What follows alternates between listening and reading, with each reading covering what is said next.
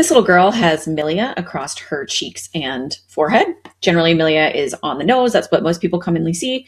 In this case, it's on her cheeks. And all it is just little keratin-filled cysts that are going to go away on their own. And so most of the time, parents request these to be taken out. So how do you do that quickly? There is a method that I like to use, and I'm going to show you how to do that. I'm going to duplicate my background layer, and then I'm going to turn it into a smart object by right-clicking, convert to smart object. Then I'm going to go up here to noise, dust and scratches. I like to do it around 12, 9-ish. That's kind of the sweet spot. If you zoom in on those areas that you're trying to take out and you go preview, you can see where it's coming in. They just look like smooth little spots here. That's what we're after. So something like that, click OK. And now I'm also going to go to filter again, go to noise, and then add noise. And I want to add noise to those little spots again.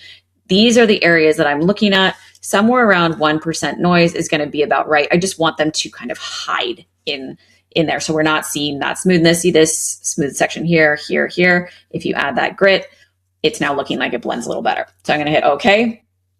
Then I'm going to put a layer mask onto this one. I'm going to hold Option and click so that my layer mask comes in black. And then I'm just going to use my white brush and paint away those spots. And as you can see, that grit is making them smooth in really nicely, so you can't see where they were. It can take out little spots. You can use your bracket key to make your brush bigger or smaller to only affect the areas that you really want to change rather than everything.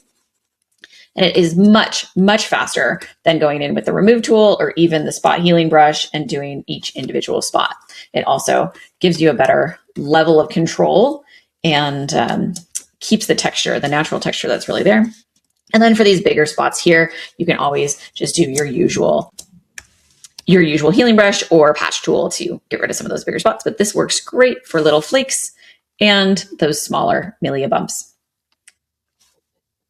There's our before and there's our after.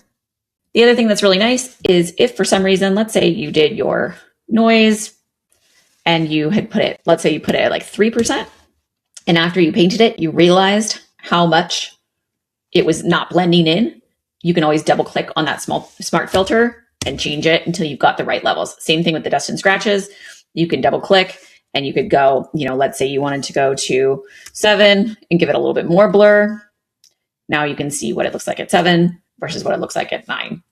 So it's kind of a nice way to be able to always edit it and make it however you need to make it for your particular image. In this case, I like it a little bit higher to make it blend in a little bit better. We're around 10. There we go. That's exactly how I would take out milia using dust and scratches and an add noise using smart filter so that you can always go back and edit it.